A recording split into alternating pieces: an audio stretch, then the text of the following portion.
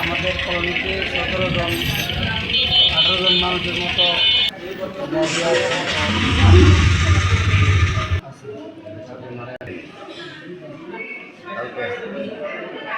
কালকে হঠাৎ করে দিনে 8টা বাজে মুভি একটা প্রচুর কান্দাকাটি কথা ধরে আমি এটা ভর্তি করলাম।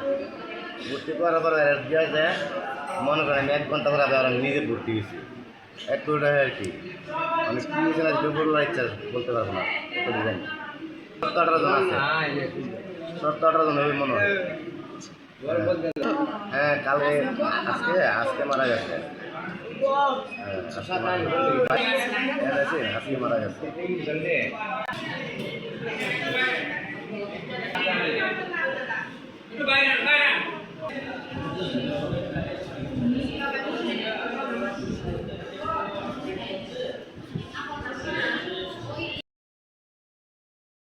মেডিকেল গেছে, মেডিকেল যাওয়ার পরে যিনি আবার মেডিকেল নিয়েছে তিনি আবার আধ ঘন্টা পরে এনে নিজেও আবার মেডিকেল চলে গেছে পানি খাওয়ার পর।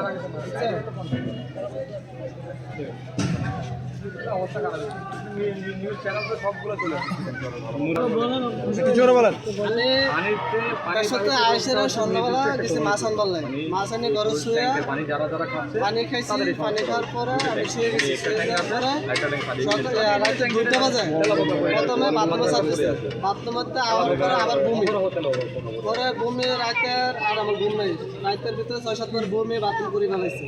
করার পরে সকাল 9টা বাজে আমার বমির থেকে পাওয়ার 2 পা রক টান মারছে পরে আমার দুজনে দরকারি করে মেডিকেলে গেছে। যিনি আমার নিচ্ছে উনি নিজে আবার বাসাতে সে আয়েসের স্যালাইন দিয়েছে এখানে, আবার উনি আধা ঘন্টা পর আবার উনি নিজে ভর্তি গেছে।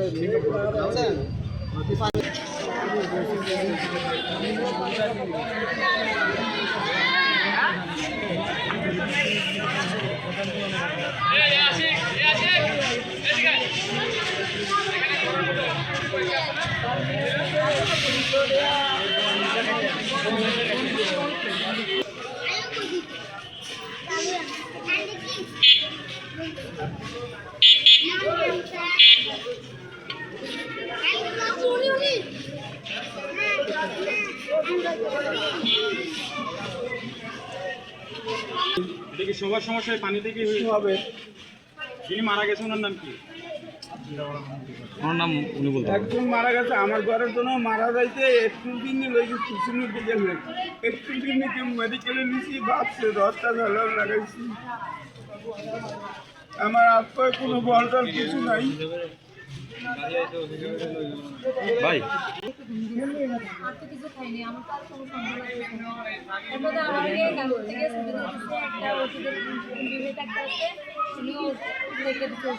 যেমন তুমি যাই মেডিকেলে ভর্তি হবে, আমি বলছি আমি কীভাবে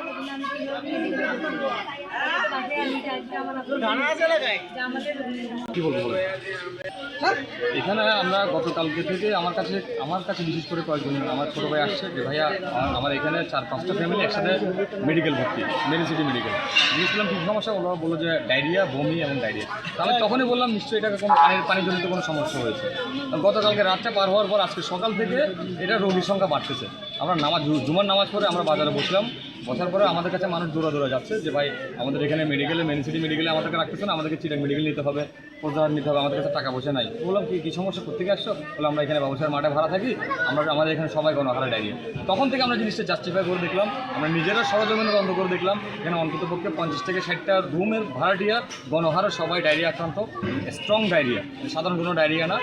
মেডিকেল যারা ভর্তি হচ্ছেন তারা চিকিৎসা নেওয়ার পরও সুস্থ হচ্ছেন না, অনেককে রেফার করে দিচ্ছেন চিটাং মেডিকেলে, অনেককে প্রজাহার মেডিকেলে রেফার করে দিচ্ছেন। এবং আমরা নিজেরা সরজমিনে এসে দেখলাম যে আসলে এই যে পানির ট্যাঙ্কগুলো একদম যত্রতত্র অবস্থা পড়ে আছে, আপনারা নিজেরাও দেখেছেন। এই যে এখানে